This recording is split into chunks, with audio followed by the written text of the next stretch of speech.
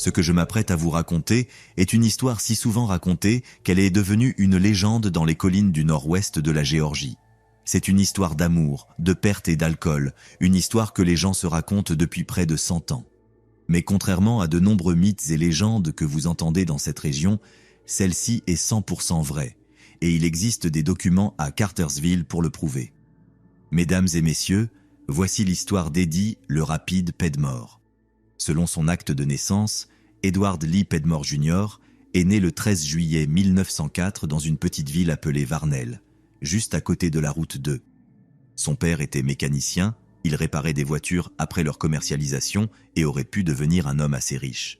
Mais malheureusement pour sa famille, Eddie Lee Sr. était un alcoolique, et parfois, il ne rapportait à la maison qu'1 ou 2 jours de salaire par semaine. Mais alors, au début des années 1920, le gouvernement fédéral instaura la loi Volstead, qui interdisait la vente et la fabrication de boissons alcoolisées, et la période de la prohibition commença. Maintenant, Eddie Sr. aurait pu saisir l'occasion d'arrêter de boire et de retrouver le chemin de Jésus, mais il ne voulait pas vivre dans un monde où il ne pouvait pas boire, même si cela signifiait vivre au-delà de ses moyens. Cependant, en agissant ainsi, Eddie Sr. finit par devoir de l'argent à des gens à qui il ne vaut mieux pas devoir de l'argent. Ils lui donnèrent le choix, faire des livraisons hebdomadaires d'alcool jusqu'à Chattanooga en franchissant la frontière de l'État du Tennessee ou être retrouvé pendu à un peuplier. Eddie Sr. choisit la première option et après avoir récupéré un vieux modèle T, il le modifia et améliora son moteur jusqu'à en faire une véritable fusée sur roues. L'ancien Ford d'Eddie Sr. était désormais prêt à distancer n'importe quelle voiture de police en Amérique. Le seul problème, c'était qu'il n'était pas aussi habile au volant qu'il l'était en tant que mécanicien. Un soir, après une poursuite à grande vitesse par un agent d'État, Eddie Sr. perdit le contrôle de son véhicule, quitta la route et s'écrasa contre un chêne à près de 160 km/h. Les agents qui le poursuivaient ne prirent pas la peine d'éteindre la boule de feu. Ils laissèrent ce contrebandier brûler et attendirent simplement de voir qui se présenterait par la suite. L'accident laissa Eddie Jr., âgé de 17 ans, et sa mère, une femme nommée Mary, avec une seule manière de gagner leur vie.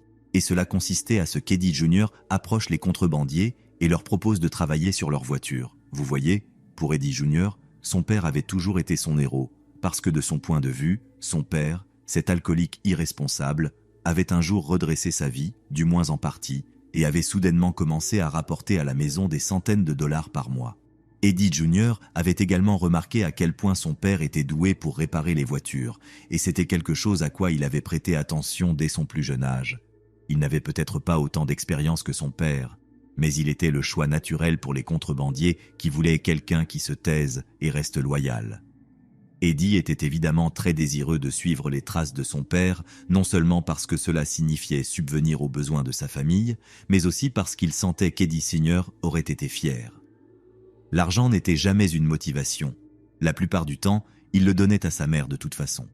Travailler avec les contrebandiers signifiait qu'Eddie passait toute la journée à travailler sur des voitures, et cela le rendait heureux. Mais ce qui le rendait encore plus heureux, c'était de pouvoir les conduire. Une fois qu'Eddie devint un membre respecté de l'opération de contrebande, ses patrons commencèrent à le laisser essayer les voitures qu'il réparait, juste pour s'assurer qu'elles pouvaient être conduites à pleine vitesse. Et c'est ainsi, mesdames et messieurs, qu'ils découvrirent qu'Eddie était un véritable prodige. Les contrebandiers avaient tracé une sorte de piste de course dans les bois, et Eddie dépassait les temps autour de certains de leurs meilleurs conducteurs.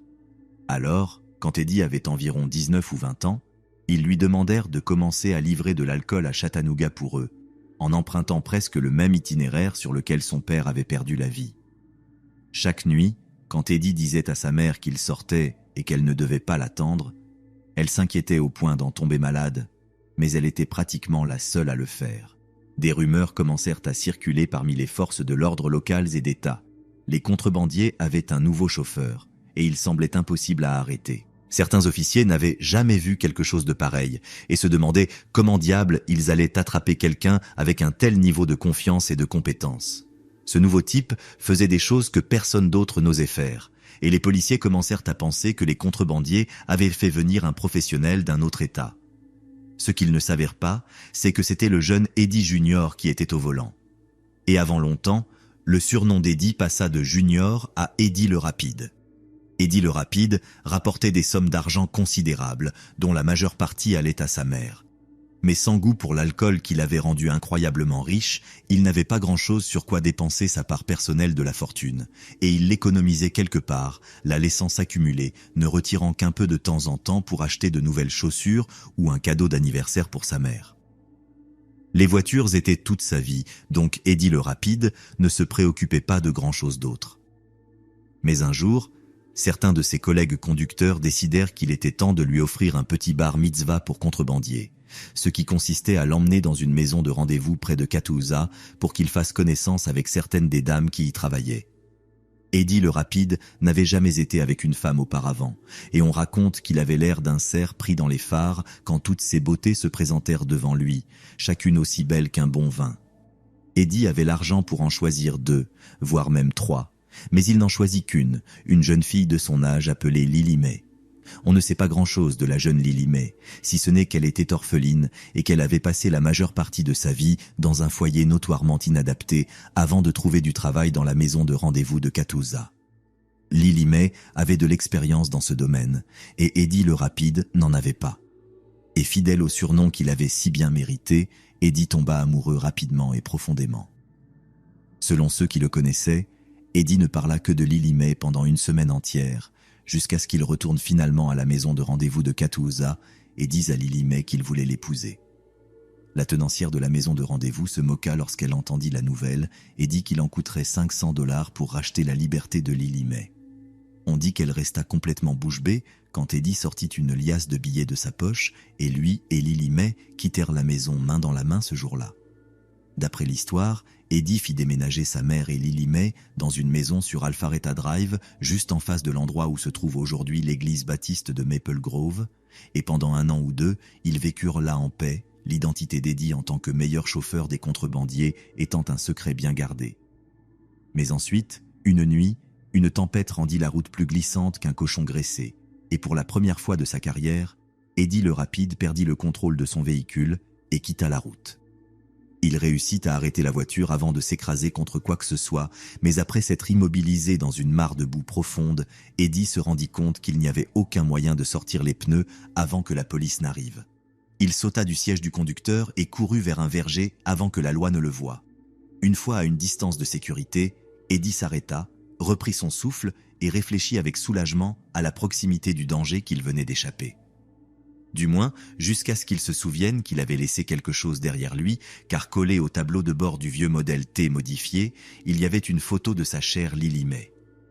Eddie le Rapide savait qu'il devait se cacher, car désormais, le shérif du comté savait où il vivait.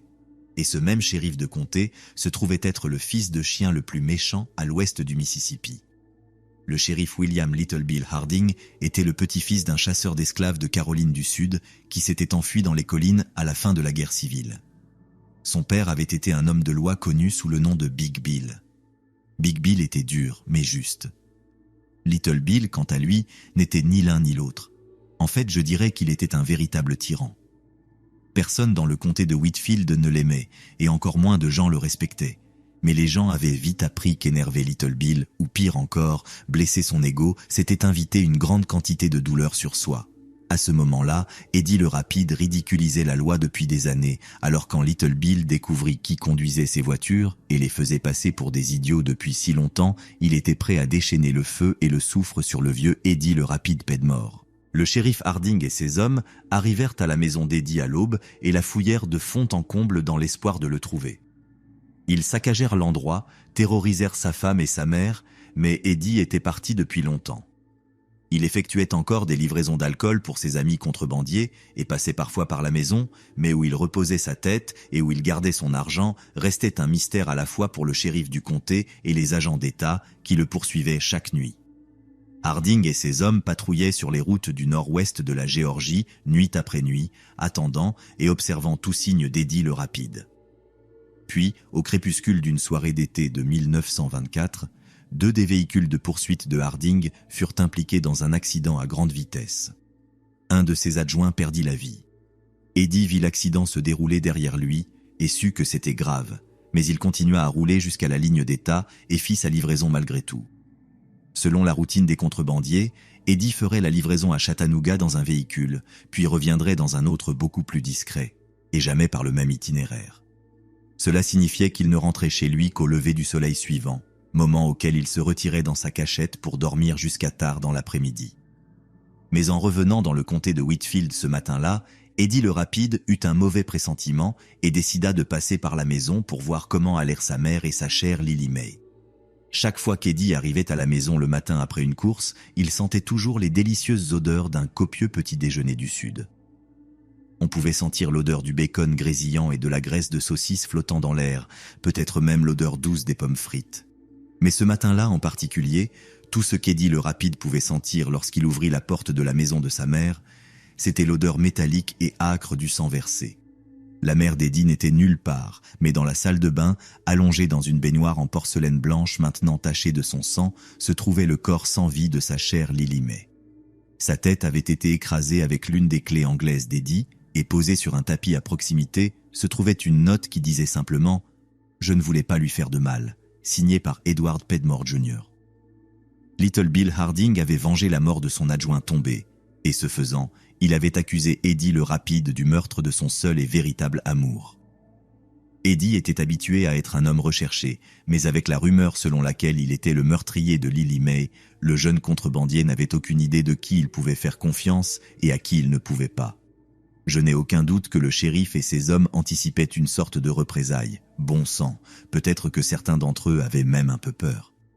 Mais au fil des jours, sans aucun signe d'Eddie le rapide sur les routes de Géorgie, les forces de l'ordre local commencèrent à croire qu'il avait simplement pris la fuite.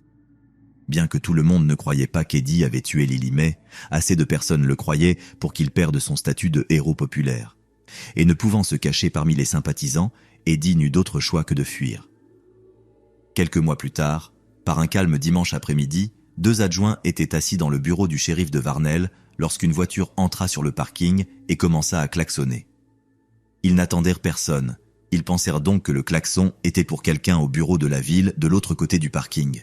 Mais ensuite, le conducteur continua à klaxonner jusqu'à ce que, finalement, le shérif Harding sorte furieux de son bureau et ordonne aux 2 adjoints de faire taire le conducteur sous peine d'arrestation.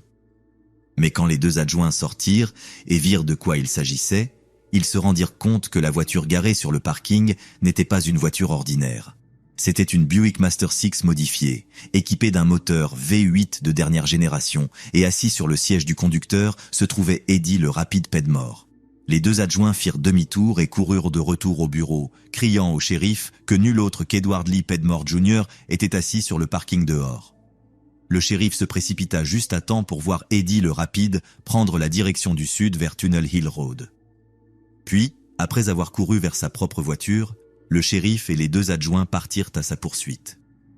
Conduisant 3 véhicules différents dans la poursuite, le shérif Harding savait que lui et ses hommes ne pourraient jamais rattraper Eddie le rapide. Mais au cours des derniers mois, eux aussi avaient modifié leurs véhicules de poursuite, les allégeant jusqu'à ce qu'ils soient presque prêts à rivaliser avec les éclairs graissés qu'Eddie le rapide conduisait. Cette fois, ils étaient prêts pour lui. Le shérif et ses hommes filaient sur la route à près de 160 km/h, déterminés à pousser leurs voitures à fond jusqu'à atteindre la Buick d'Eddie le rapide. Ils avaient dû parcourir entre 25 et 32 km. Chaque fois qu'ils voyaient une voiture devant, il s'agissait d'un citoyen innocent agrippé à son volant avec terreur, tandis qu'une série de voitures de patrouille passait à toute vitesse sur la route. Ils continuèrent, priant de ne pas avoir raté leur chance, jusqu'à ce que, soudain, le shérif Harding aperçut une petite tache à l'horizon. Croyant que c'était Eddie le rapide, Harding poussa le moteur de sa voiture de patrouille à fond dans l'espoir de le rattraper, et il n'eut pas à attendre longtemps. Ce qui s'est passé ensuite s'est déroulé en l'espace de peut-être 2 ou 3 secondes. Harding vit Eddie, et à mesure que la tache sombre à l'horizon grossissait, il y eut un instant où le shérif crut qu'il le rattrapait rapidement. Le seul problème, c'était qu'Eddie ne s'éloignait pas de lui. Eddie fonçait droit sur lui à toute allure. Mais lorsque le shérif Harding se rendit compte de ce qui se passait, il était déjà trop tard pour se sauver. Eddie le rapide percuta sa Buick contre le Model T de Harding à près de 177 km/h. Avec le véhicule du shérif frôlant les 3 chiffres en vitesse, l'impact fut catastrophique. Les 2 voitures explosèrent dans une tempête de feu, de débris d'acier et de verre brisés, tuant instantanément Eddie le Rapide et le shérif Harding, tandis que les impacts secondaires causèrent des blessures si graves à l'un des adjoints que ses 2 jambes durent être amputées. Lorsque la nouvelle se répandit que le shérif Harding avait été tué et qu'Eddie le Rapide en était l'auteur, cela choqua tout le comté de Whitfield. Certains disaient qu'Eddie était un criminel qui avait tué sa femme, le shérif et probablement aussi sa mère, car elle était toujours portée disparue. D'autres disaient que cela devait être un accident fou, car bien qu'Eddie ait été beaucoup de choses, il n'était pas un mauvais conducteur. Mais bien que tout le monde s'accorde à dire que le dénouement était complètement inattendu, il y a une autre chose dont les gens sont sûrs aussi, c'est que les funérailles d'Eddie le Rapide Pedmore eurent une audience bien plus grande que celle de Little Bill Harding. Ceux qui connaissaient Eddie, je parle de ceux qui le connaissaient vraiment, ne crurent pas une seconde qu'il avait tué Lily May. Mais ceux qui ne connaissaient pas Eddie crurent les gros titres. Pour eux, c'était un meurtrier de femmes et un assassin de policiers. La plupart des gens ne prêtaient guère attention à ce que quiconque avait à dire sur Eddie. Mais il y avait une personne qui se souciait suffisamment pour faire quelque chose pour sauver sa réputation. Un jour, un train de nuit en provenance de Washington DC arriva à la gare d'Atlanta et de la voiture de première classe émergea l'un des procureurs les plus prospères de toute la côte Est. Il était venu parler en tête-à-tête avec un ancien camarade de classe de Yale qui était depuis devenu un haut fonctionnaire du gouvernement de l'État de Géorgie. Pendant le déjeuner, les 2 hommes partagèrent des cocktails de crevettes et du pain frit de sole au Capitol City Club, l'un des restaurants les plus exclusifs du pays. Nous savons cela parce qu'une copie de la facture est archivée dans les dossiers de l'État à Morrow.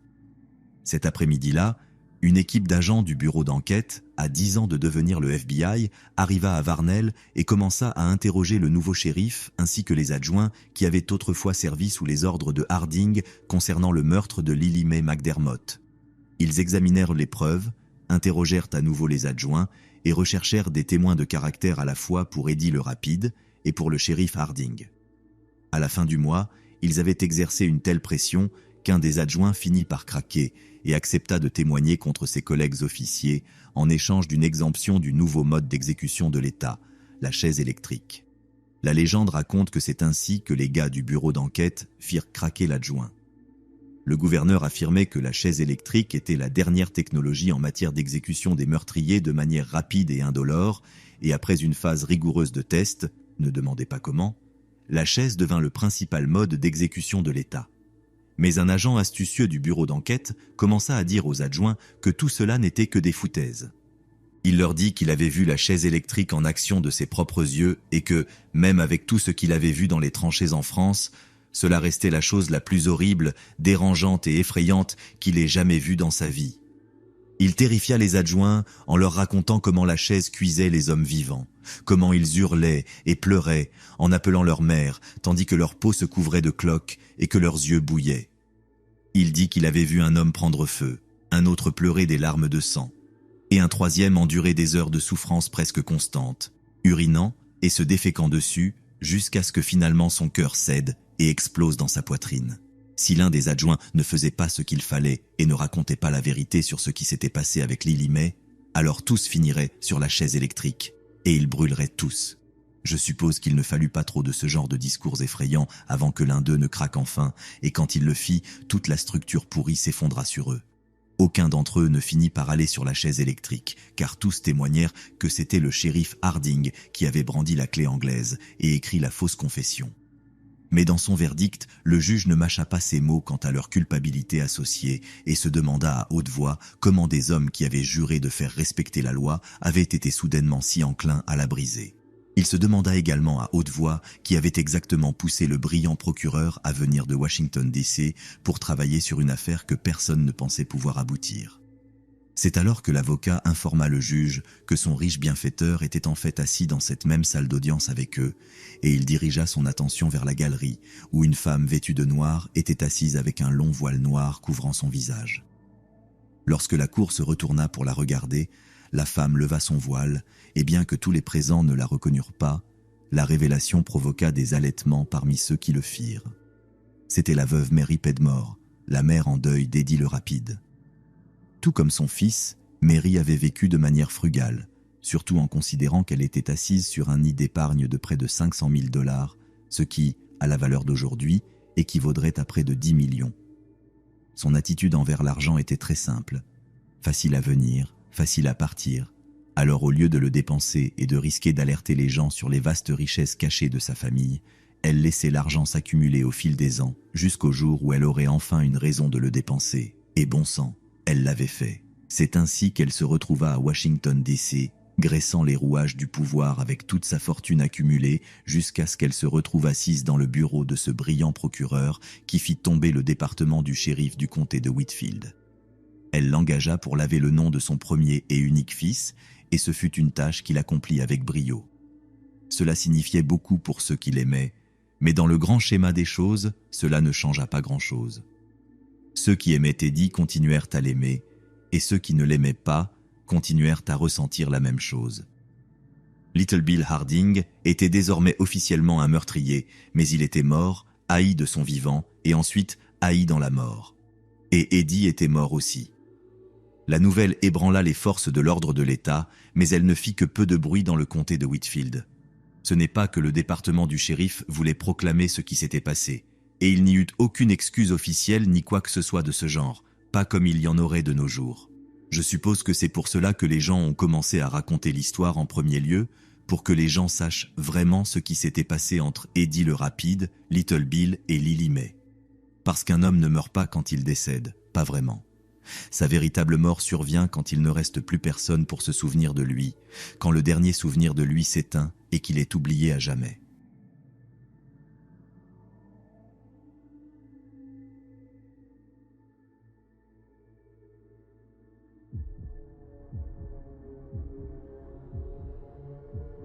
Je ne sais pas comment nous avons perdu l'Afghanistan.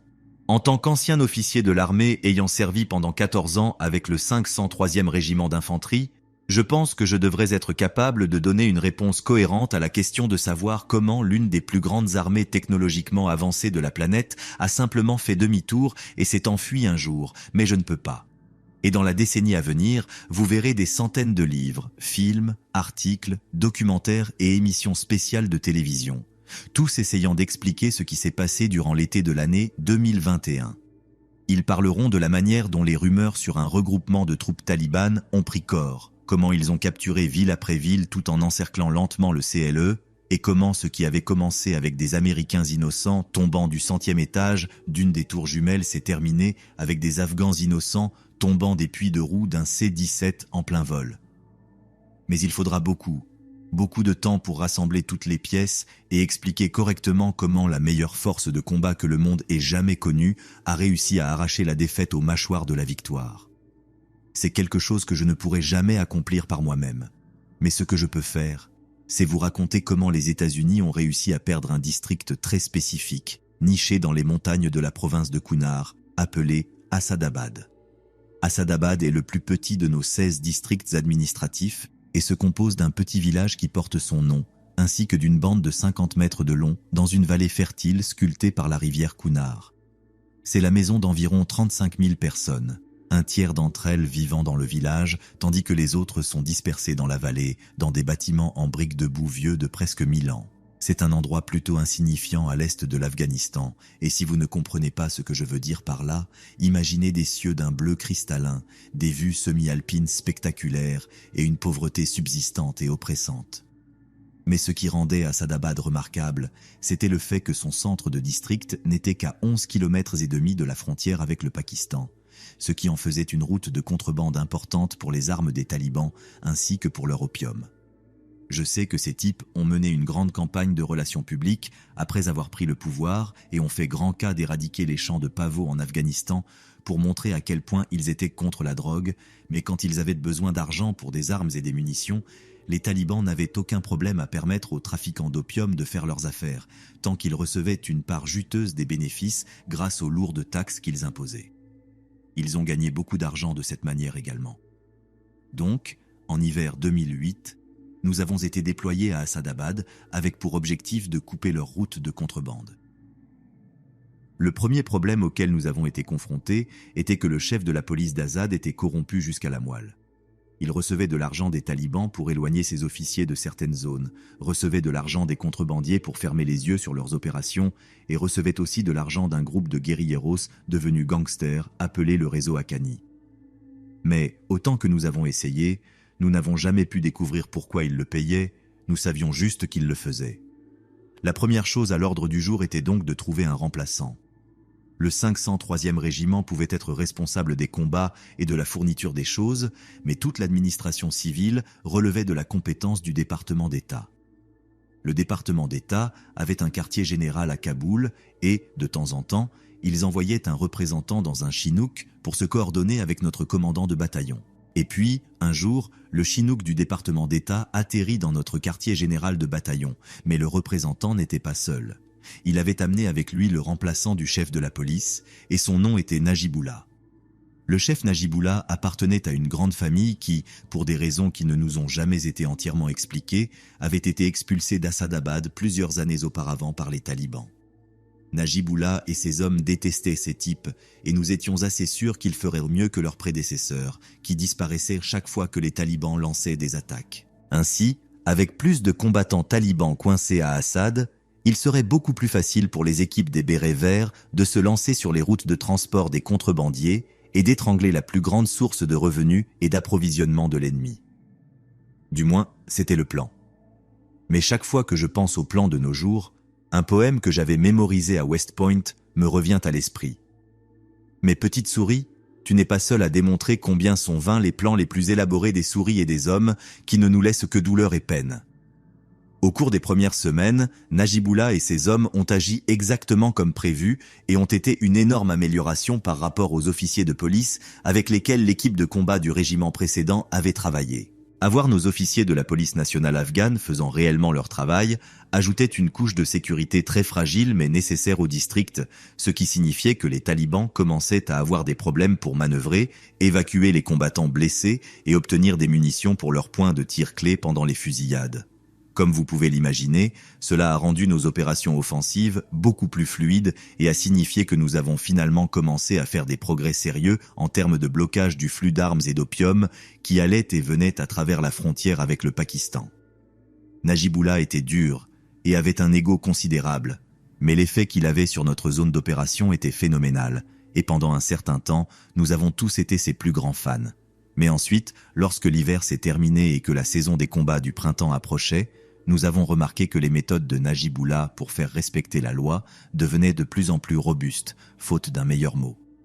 Un matin, vers la mi-février, la rumeur s'est répandue dans la chaîne de commandement qu'un ancien du village s'était présenté au quartier général du bataillon pour déposer une plainte contre Najiboullah.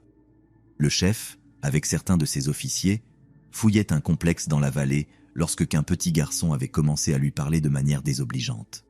Najiboullah s'était mis en colère et avait commencé à frapper l'enfant. Ensuite, lorsque le père de l'enfant lui avait ordonné d'arrêter, Najiboullah avait ordonné à l'un de ses officiers de pointer une arme sur le père, puis avait continué à frapper l'enfant encore plus fort. Au moment où l'ancien était arrivé au quartier général du bataillon, l'enfant blessé, qui s'était avéré être le petit-neveu de l'ancien, avait été emmené dans la petite clinique médicale près du centre du district d'Assad et recevait un traitement pour une fracture de l'orbite et une grave commotion cérébrale. L'ancien du village avait ensuite déclaré qu'il avait réussi à convaincre le père de l'enfant de ne pas tuer Najiboullah et ses hommes, mais que, pour parvenir à une paix durable, il exigerait une large compensation financière. S'il y avait une chose qui ne manquait jamais en Afghanistan, c'était l'argent. Donc obtenir de l'argent pour l'ancien et sa famille ne poserait pas de problème. Mais d'un autre côté, la bonne volonté que nous avions avec les Afghans locaux était, au mieux, minimale. Alors, après avoir organisé la remise de l'argent à un représentant de la famille, certains officiers sont allés au centre du district pour parler à Najiboullah de sa conduite. Cependant, lorsqu'ils l'ont confronté, il semblait confus. Par l'intermédiaire du traducteur, Najiboullah a expliqué que, dans le cadre de sa formation, on lui avait dit qu'il devait gagner le respect de la population locale. Mais comment allait-il le respecter, a-t-il demandé, s'ils ne le craignirent pas?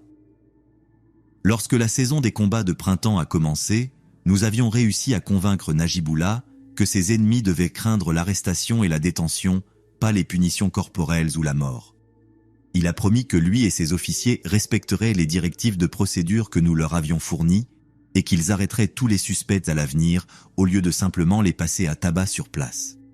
J'ai entendu un officier dire que traiter avec Najiboullah était comme se faire arracher une dent, mais honnêtement, Je pense que c'était plutôt comme conduire des chats. Ils recevaient toutes les instructions du monde et faisaient quand même ce qu'ils voulaient. Parfois, leur propre truc s'avérait très efficace, comme une fois lorsqu'ils sont revenus au centre du district avec plusieurs kilos d'opium brut qu'ils avaient confisqués à des contrebandiers, qu'ils avaient tendu une embuscade, les forçant à se rendre sans qu'un seul coup de feu ne soit tiré. Je me souviens avoir demandé à Najibullah pourquoi il avait planifié une opération aussi risquée, et vous savez ce qu'il m'a dit ? Qu'il s'ennuyait. Les Afghans étaient souvent incroyablement courageux et fous de cette manière, et cela a sauvé la vie de mes soldats de nombreuses fois. Mais d'autres fois, les choses qu'ils faisaient ont presque coûté la vie à plusieurs d'entre eux. Un matin, les gars du 2e peloton effectuaient une petite patrouille de progression vers le contact à l'extrémité ouest de la vallée. C'était comme les missions de recherche et destruction du Vietnam. Les soldats patrouillaient de plus en plus profondément en territoire ennemi jusqu'à ce que l'ennemi commence à leur tirer dessus. Mais s'ils étaient attaqués, ils savaient qu'ils allaient dans la bonne direction, auquel cas ils progresseraient sous le feu, détruiraient ou vaincraient les talibans, puis rentreraient dans les bases d'opération pour prendre du café et des rations militaires. RE. Il y avait un endroit où, 99 fois sur 100, nous commencions à recevoir des tirs de AK-47 lorsque nous arrivions. Mais ce matin-là, un silence inquiétant planait sur le paysage et les talibans étaient introuvables. C'était la première fois que nous atteignions ce point à l'ouest de la vallée et que nous ne recevions pas de tirs. Donc, naturellement, nous étions très intéressés à savoir pourquoi. Mon peloton est revenu à notre FOB, base d'opération avancée, puis un détachement composé de moi et de quelques gars du 2e escadron a marché jusqu'au centre du district pour parler au lieutenant-colonel et lui donner un rapport complet en personne sur ce qui s'était passé ce matin-là, ou plus exactement, sur ce qui ne s'était pas passé ce matin-là. Au moment où nous sommes entrés dans l'enceinte qui abritait le centre du district, composé de plusieurs bâtiments administratifs, nous avons vu certains des hommes de Najibullah se détendre, fumer des cigarettes et boire du thé. Ce n'était pas inhabituel car nous approchions de la partie la plus chaude de la journée, lorsque les Afghans faisaient traditionnellement une pause, mais en passant et en les saluant de nos salams, l'un d'entre eux nous a dit en anglais approximatif « Taliban terminé capitaine aujourd'hui, Taliban rentré à la maison, pas de combat ». Mes gars et moi nous sommes arrêtés net. Comment savaient-ils cela ? Bien qu'il soit possible qu'ils aient également remarqué l'absence de combattants talibans ce matin-là, ces grands sourires malicieux m'ont fait soupçonner qu'ils savaient de quelque chose que nous ne savions pas. Dès que nous sommes entrés dans la pièce qui servait de bureau de jour au lieutenant-colonel, nous avons vu Najibullah sourire, comme s'il venait de trouver une frite supplémentaire au fond de son sac. Il se trouve que la nuit précédente, lui et ses hommes étaient sortis dans la vallée et avaient visité l'un des complexes là-bas. Ils n'étaient pas entrés de force, ni n'avaient fracassé le crâne de quiconque. En fait, la seule chose qu'ils avaient faite était d'arrêter un villageois suspecté de fournir des informations aux talibans. Le lieutenant-colonel me racontait tout cela, ce qui me semblait être une bonne nouvelle, mais l'expression d'inquiétude sur son visage m'a dit qu'il y avait autre chose dans l'histoire. Et bien sûr, c'était le cas. La suspecte que Najibullah avait arrêtée était la mère du commandant taliban d'Assadabad, et, selon toute probabilité, elle avait fourni un certain type de soutien matériel à son fils. Mais avant ce jour-là, les femmes et les enfants étaient intouchables. Un frère ou un père qui aidait à fabriquer un engin explosif improvisé, IED, pouvait s'attendre à être envoyé à Kaboul pour un long séjour à la prison de Pul-e-Charki. Mais nous savions que si vous vous en preniez aux femmes afghanes, ou pire encore, à leurs enfants, vous alliez avoir de sérieux ennuis.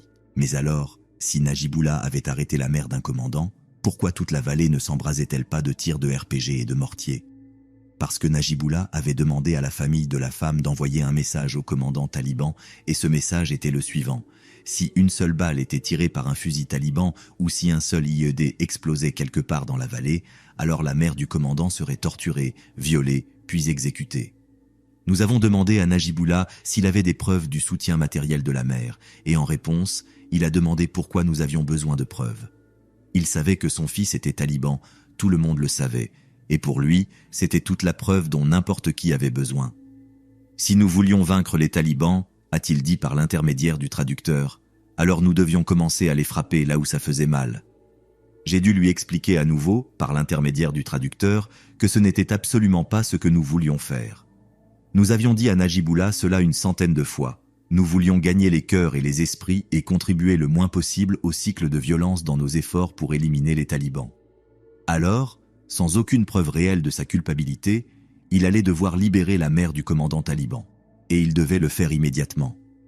Inutile de dire que Najibullah n'était pas heureux de recevoir l'ordre de libérer sa prisonnière et nous accusa de saper son autorité. Il a également déclaré que, dès que la mère du commandant atteindrait la sécurité, les talibans attaqueraient nos positions avec tout ce qu'ils avaient. Et il avait raison. Il nous était tout simplement difficile de lui expliquer comment, lorsque cela arriverait, ce serait entièrement de sa faute.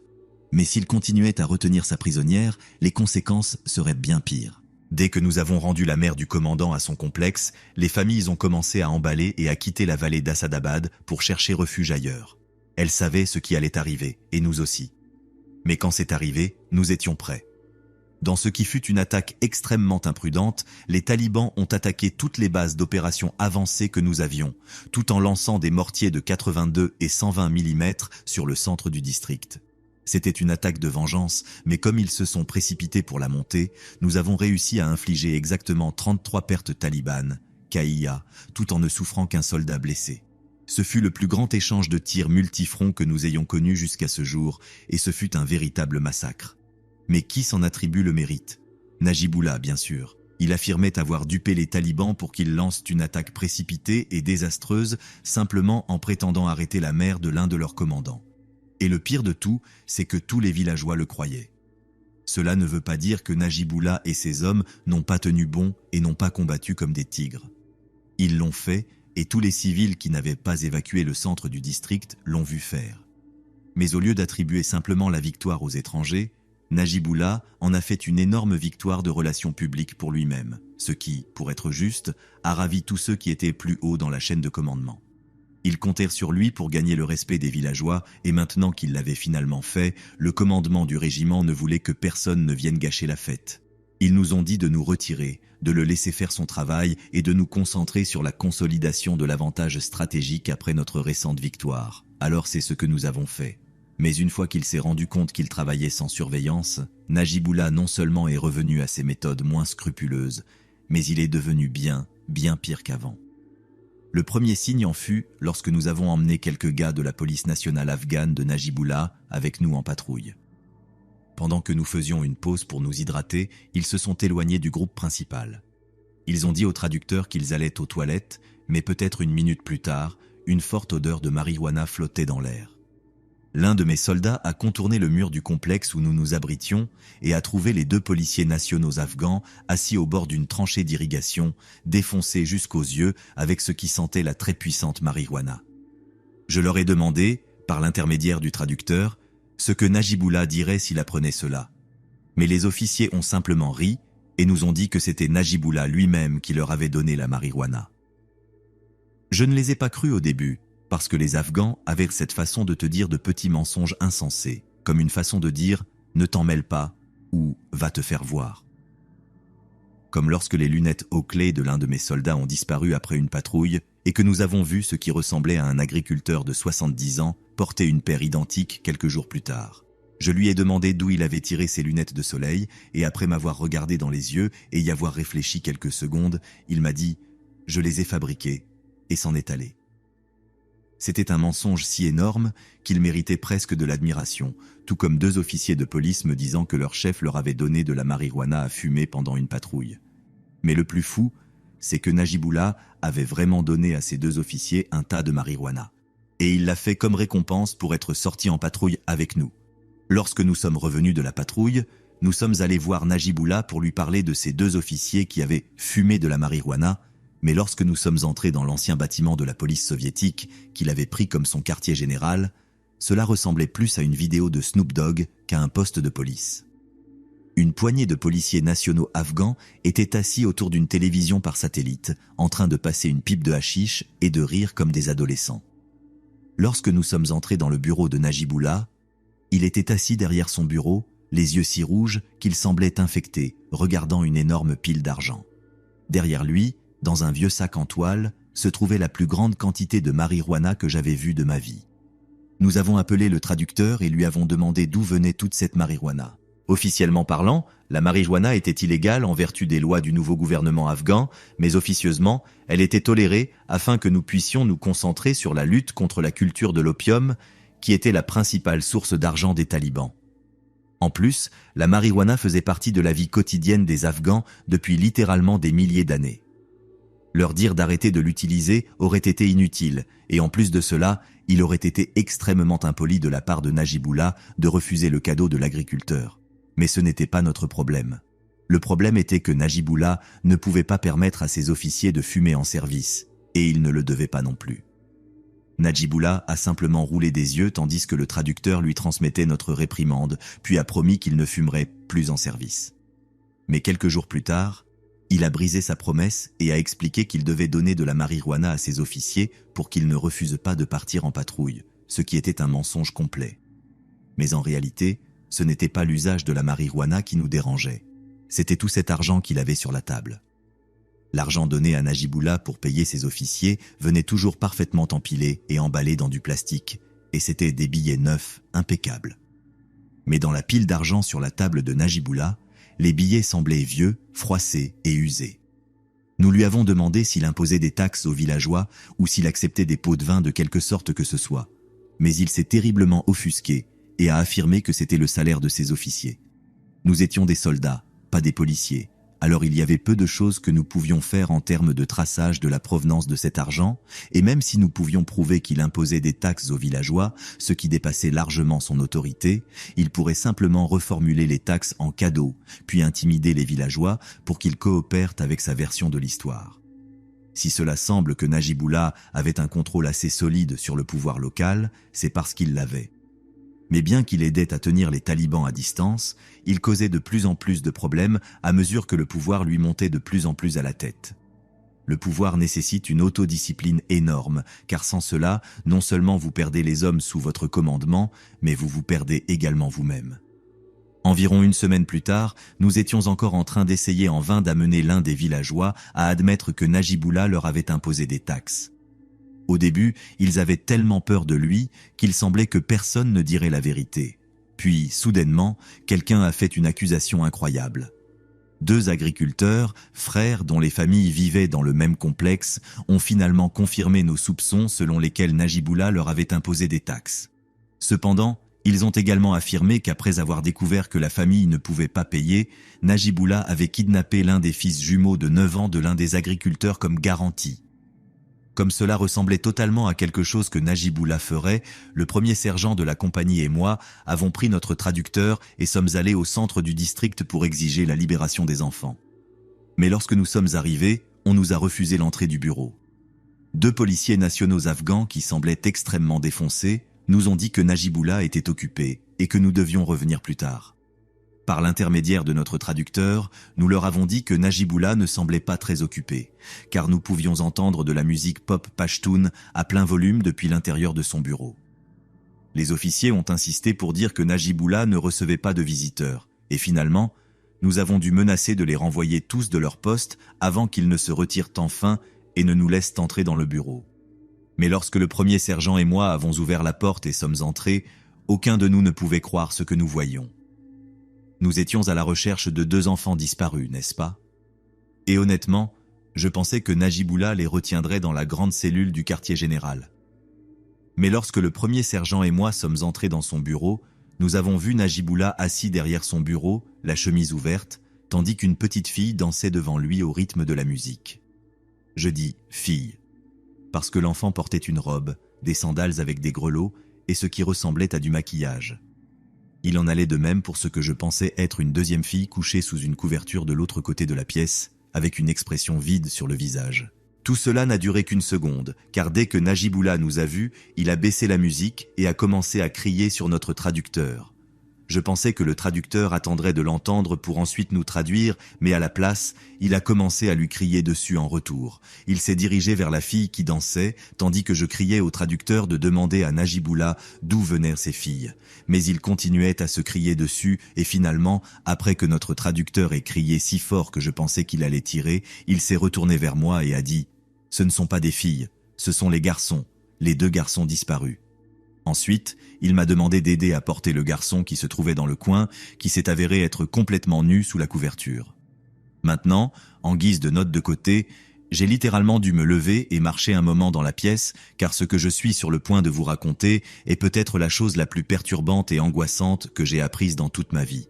Et pour ceux d'entre vous qui sont sur le point d'être marqués à vie par ce que je vais vous raconter, je m'en excuse sincèrement. Et pour ceux d'entre vous qui ne me croient pas, je vous implore de faire des recherches, car chaque mot de ce que je vais vous dire est vrai. En Afghanistan et dans le nord du Pakistan, certains hommes pratiquent une ancienne tradition appelée bacha-bazi.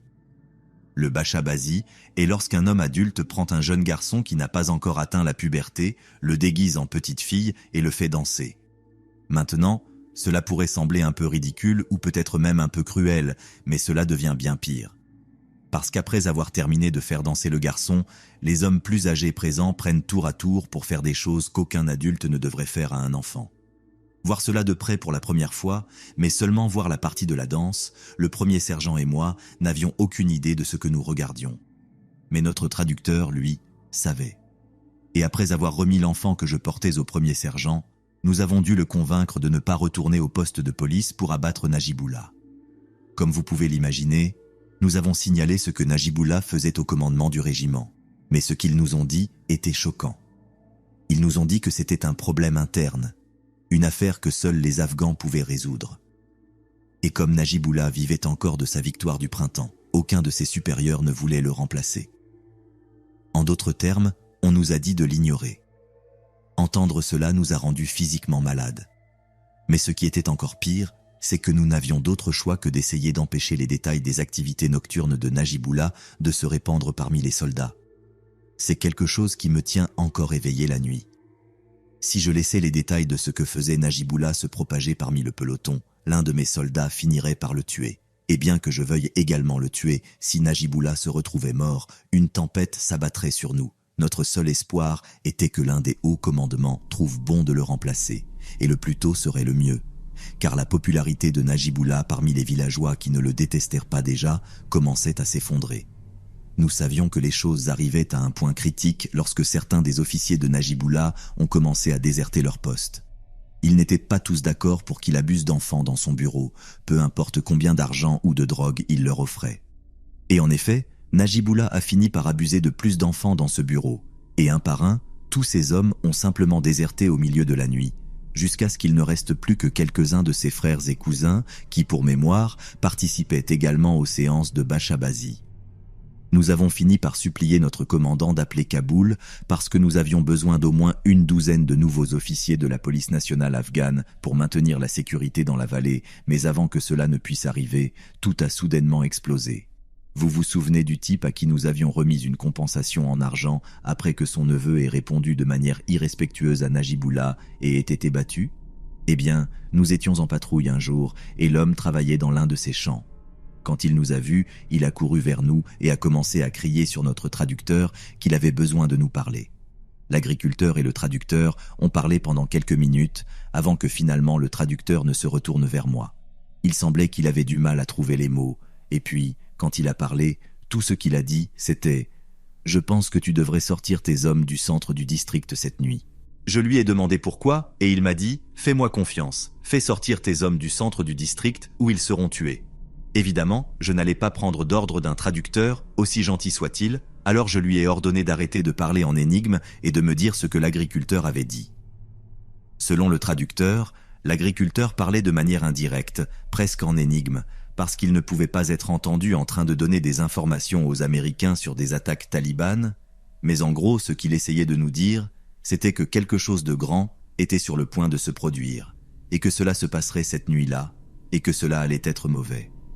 Je ne suis pas du genre à fuir un combat, alors j'ai commencé à demander au traducteur ce qui lui faisait penser que nous ne pourrions pas repousser une attaque nocturne, sachant que nous avions environ 100 000 $ d'équipement de vision nocturne avec nous. Je ne pensais pas que cela représentait une menace significative, mais le traducteur a insisté. Il nous a dit que nous ne pourrions pas arrêter ce qui allait arriver, que, d'après la manière dont l'agriculteur parlait, tous les combattants talibans du Kunar se dirigèrent vers nous, probablement pour se venger des pertes qu'ils avaient subies au printemps.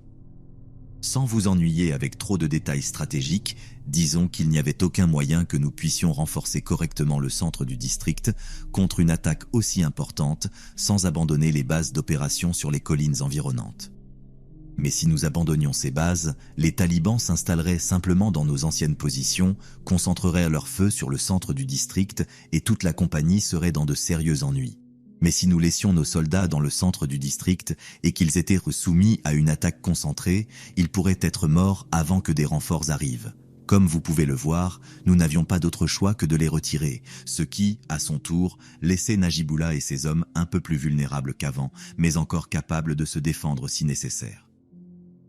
Cette nuit-là, dans l'un des avant-postes sur la colline, nous avons observé et attendu l'attaque des talibans.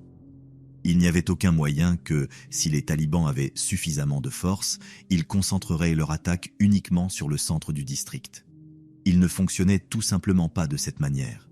Ils aimaient t'immobiliser en autant d'endroits que possible, puis envoyer des équipes d'assaut pour se rapprocher de toi une fois que tu étais coincé.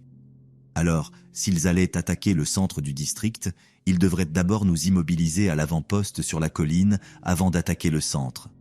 Et une fois que nous avons pensé avoir compris cela, il ne restait plus qu'à observer, attendre et être prêts à tout. Les attaques talibanes venaient généralement de la direction du soleil couchant, profitant de l'éblouissement pour te rendre aveugle et cacher leur position de tir. Aucun coup de feu n'a été tiré au coucher du soleil, alors nous avons pensé que l'attaque viendrait plus tard. Puis, à un moment donné après minuit, nous avons vu les lumières d'un camion se rapprocher du centre du district d'Azadabad. C'était un véhicule solitaire, donc nous n'avons pas immédiatement soupçonné qu'il s'agissait des talibans, surtout s'ils préparaient une grande attaque. Alors que nous observions le véhicule passer à côté du centre du district et se diriger vers le quartier général de la police de Najibullah, il s'est arrêté devant les portes principales de l'enceinte. Nous étions sur le flanc de la colline, donc nous pouvions tout voir se dérouler à distance. Ensuite, lorsque les lumières du camion ont commencé à éclairer l'intérieur de l'enceinte, nous avons pensé que cela devait être un véhicule de la police nationale afghane ou quelque chose de similaire pour qu'il soit autorisé à entrer dans l'enceinte. Nous avons tous commencé à nous détendre, pensant que l'avertissement de l'attaque était peut-être une fausse alerte. Puis, sorti de nulle part, boum! Le flash de l'explosion a illuminé les flancs des collines, tandis qu'une énorme boule de feu orange s'élevait du sol de la vallée. Nous nous sommes tous mis en position, attendant que les talibans commencent à tirer sur nos positions sur la colline, mais il ne s'est rien passé. Supposant correctement qu'il s'agissait d'un kamikaze qui avait frappé le quartier général de la police, nous avons envoyé quelques gars du 2e peloton en hâte au centre du district pour se défendre contre toute attaque de suivi. Mais encore une fois, rien ne s'est passé. Le lendemain matin, après l'attaque, nous avons pu voir plus clairement les dégâts causés et avons commencé à sortir des corps du quartier général de la police, y compris celui de Najibullah. Son corps était couvert de contusions violettes et noires en raison de la force de l'explosion et sa tête avait été à moitié écrasée, vraisemblablement par des débris tombants. L'engin explosif que le camion transportait était si grand qu'il a tué tous les policiers nationaux afghans qui gardèrent le quartier général et tous ceux qui étaient à l'intérieur, sauf un. La force de l'explosion l'avait projeté en l'air et, apparemment, il avait atterri sur le cou, le laissant gravement blessé. Il pouvait parler, mais quand nous lui avons demandé ce qui s'était passé avant l'explosion, il nous a dit qu'il n'avait aucune idée. Mais nous n'avons pas eu à attendre longtemps pour découvrir ce qui s'était passé. À l'époque, les talibans utilisaient de petites radios Motorola bon marché pour communiquer entre eux, appelées ICOMS. Mais nous adorions ces petites choses parce que tout ce que vous deviez faire pour écouter leur conversation, c'était acheter votre propre radio ICOM et régler la fréquence sur la leur. Nous avions quelqu'un qui surveillait leur trafic radio presque en permanence, et bien que cela ait été relativement calme la nuit précédente, il savait que nous les écoutions, alors il restait en silence tactique avant une attaque. Le jour suivant a déchaîné une ruche d'activité.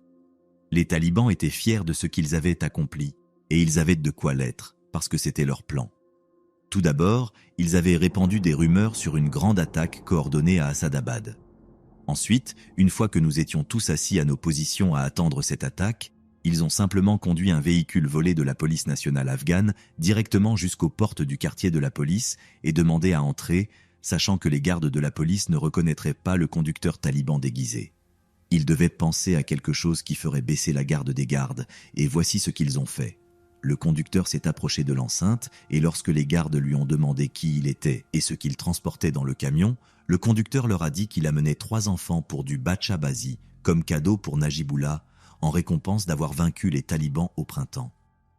C'était tout ce que les gardes avaient besoin d'entendre. Ensuite, après avoir garé son camion juste à côté du bâtiment du quartier général, le conducteur a simplement attrapé son détonateur, crié « Dieu est grand » et fait exploser tout le quartier général. Tuer Najibullah, ainsi que ceux qui lui restèrent fidèles, a été une grande victoire de relations publiques pour les talibans locaux. Et sans officiers pour nous soutenir et freiner la contrebande, les talibans ont pris l'avantage. Cela a rendu le reste de notre séjour en Afghanistan beaucoup plus difficile qu'il n'aurait dû l'être, et je n'ai aucun doute que cela a contribué à la perte de vies américaines au cours de nos opérations de combat ultérieures. Mais, sans aucun doute, l'impact le plus significatif a été de retourner violemment et de manière irréversible la population locale contre nous.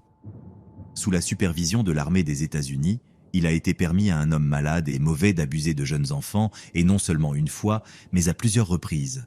On soupçonne que Najibullah et ses officiers ont kidnappé plus d'une douzaine d'enfants avant de les abuser en échange des impôts illégaux qu'il avait imposés à leur famille. Si quelqu'un faisait cela à l'un de mes enfants, je ferais n'importe quoi pour le voir mort. Et je ne verserais pas une larme si les personnes qui protégeaient l'abuseur mouraient également, surtout si elles venaient de loin et avaient déjà dépassé depuis longtemps leur bienvenue. Comme je l'ai dit au début, je ne peux pas vous dire exactement comment ou pourquoi nous avons perdu la guerre en Afghanistan. Je sais juste que nous ne serions pas la première grande puissance à admettre la défaite là-bas, car à mesure que notre propre société commence à montrer certains signes subtils et pas si subtils de décadence, peut-être que l'Afghanistan a de nouveau mérité son surnom de tombeau des empires.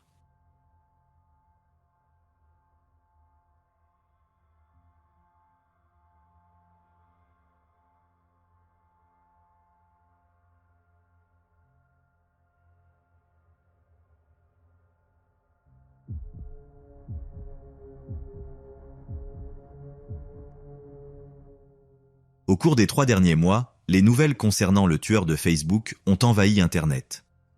L'affaire a même attiré l'attention de certains médias internationaux, et elle prend rapidement des proportions incontrôlables.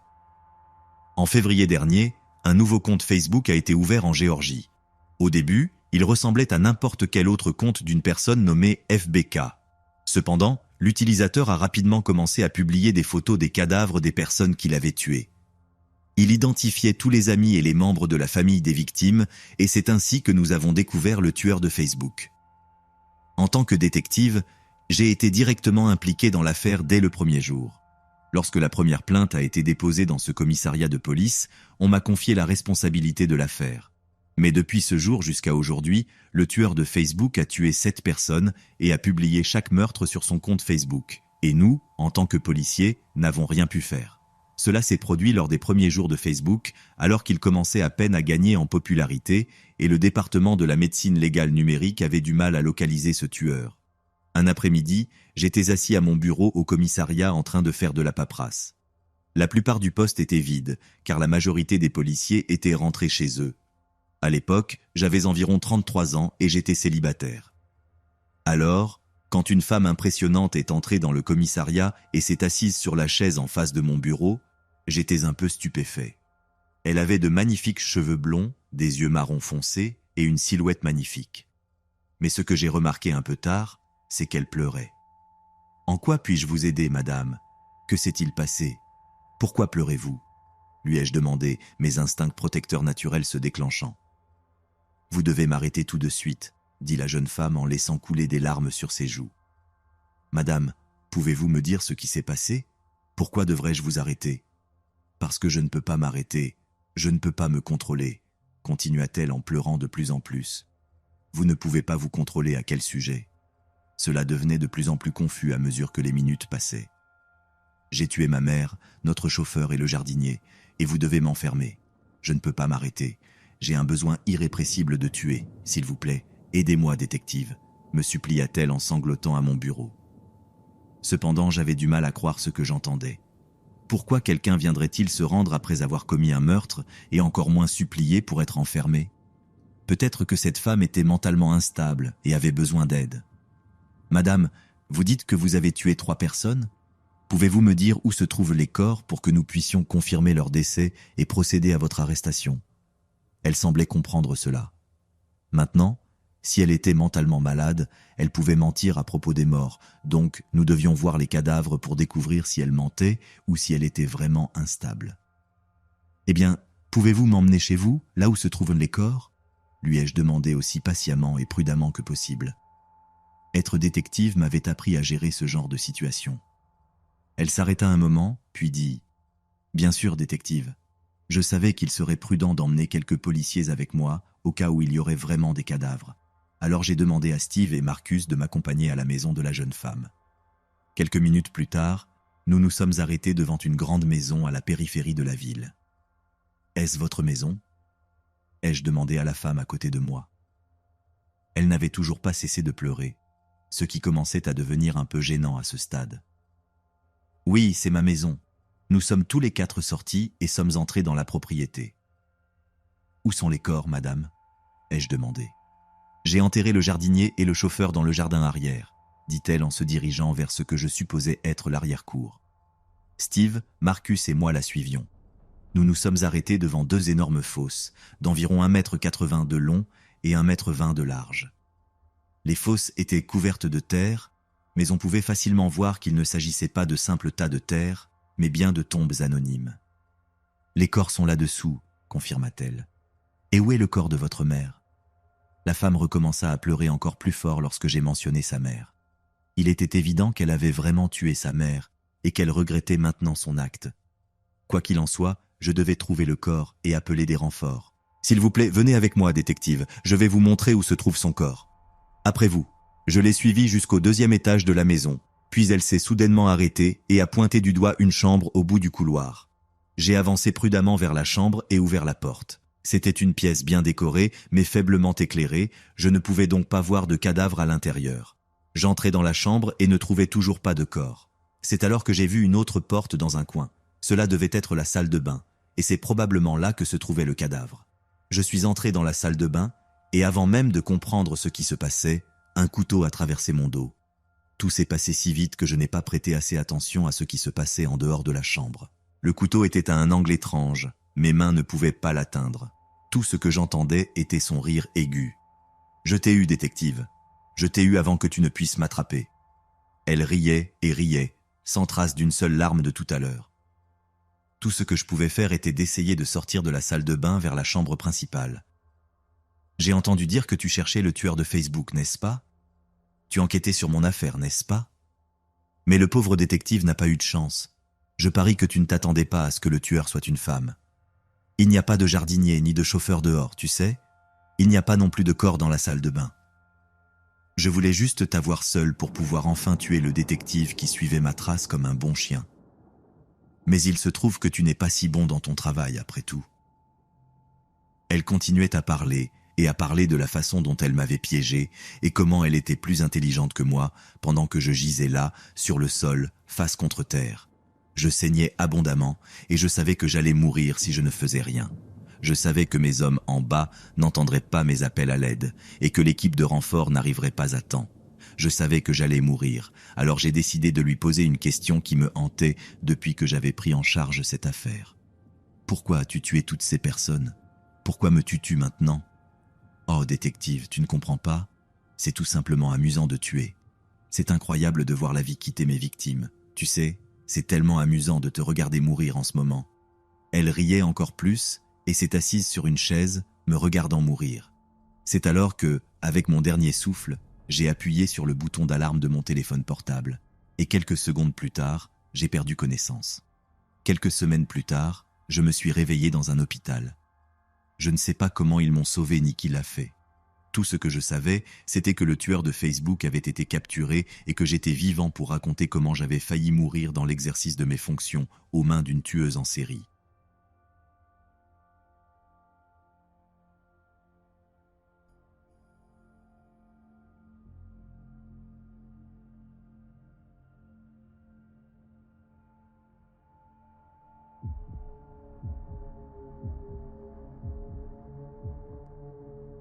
Salut tout le monde, je m'appelle Alberto.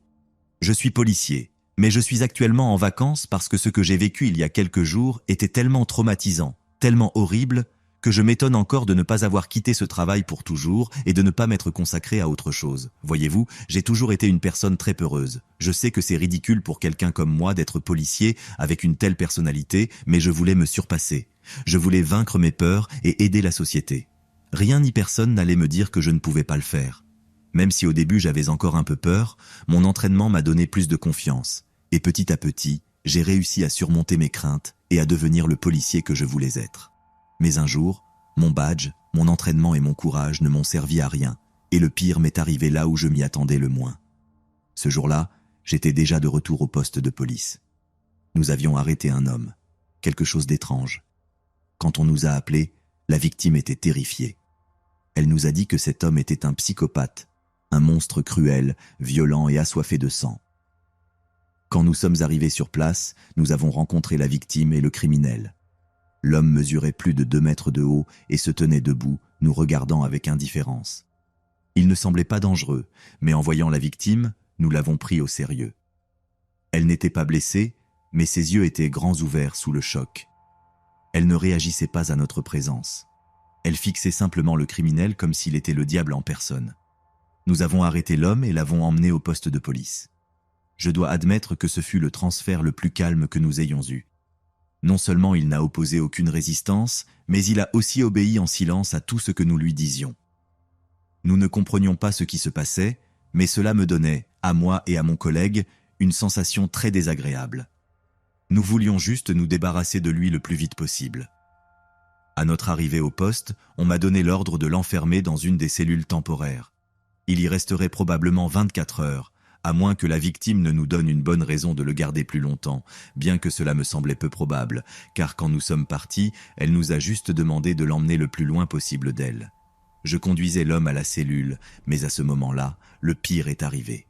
Peu de temps avant, il s'était mis à pleuvoir, et à cause d'un coup de tonnerre, le courant a été coupé dans tout le poste et tout le pâté de maison. Dans ce moment de confusion, j'ai senti quelqu'un me bousculer et je suis tombé par terre. L'étrange homme que j'accompagnais à la cellule n'était plus avec moi. J'ai pu entendre ses pas courir dans le poste, mais il ne se dirigeait pas vers le bureau, mais vers l'intérieur du bâtiment. J'ai pensé à courir et à prévenir mes collègues, mais je ne pouvais pas prendre ce risque. La raison pour laquelle le criminel s'était échappé était que j'étais distrait. Un policier ne peut pas commettre ce genre d'erreur. Je devais réparer ça sans que personne ne le sache. Dans le noir, j'ai sorti mon arme et l'ai suivi dans le bureau. Ce n'était décidément pas mon jour de chance, car les bureaux étaient en rénovation. Je suis entré dans le bureau vide, prêt à tirer, me demandant où cet homme pouvait bien se cacher. Une partie de moi était terrifiée. J'étais enfermé dans un bureau sombre avec un homme à la nature très étrange, un homme qui avait traumatisé une personne au point qu'elle ne voulait même pas porter plainte, seulement qu'il soit loin de chez elle. Mais je ne pouvais pas me permettre d'avoir peur. J'étais le policier, la personne formée pour se défendre, la personne armée, et ce n'était certainement pas moi qui fuyais menotté. Je continuais d'inspecter avec mon arme en main, tout en entendant les voix des autres policiers se rassembler à l'entrée ou sortir pour voir s'il y avait de la lumière dehors. Peu à peu, je me rendais compte que je restais de plus en plus seul, car personne n'avait de raison de rester dans le noir ou de chercher quelqu'un. Soudain, j'ai commencé à entendre des pas devant moi. C'étaient des pas lents et lourds, mais ce qui me terrifiait le plus, c'était qu'ils étaient décidés. Ce n'étaient pas les pas d'une personne qui cherchait à fuir ou à se cacher. À ce moment-là, j'ai compris que cette personne n'était pas entrée dans le bureau pour se cacher de moi, mais pour m'attraper. J'étais la victime. C'était moi qui devais avoir peur, pas lui. Les pas lents ont commencé à s'accélérer. L'homme courait vers moi, en zigzagant. Après un avertissement, j'ai tiré 2 fois et les pas se sont arrêtés. L'avais-je atteint ? Dès que j'ai fait un pas pour vérifier dans l'obscurité, quelqu'un s'est violemment jeté sur moi. L'homme a utilisé ses bras menottés pour m'enlacer et me serrer avec force. Mon arme est tombée par terre sous la force qu'il exerçait sur moi, et en un seul mouvement, il m'a pris par derrière et m'a encore plus étouffé.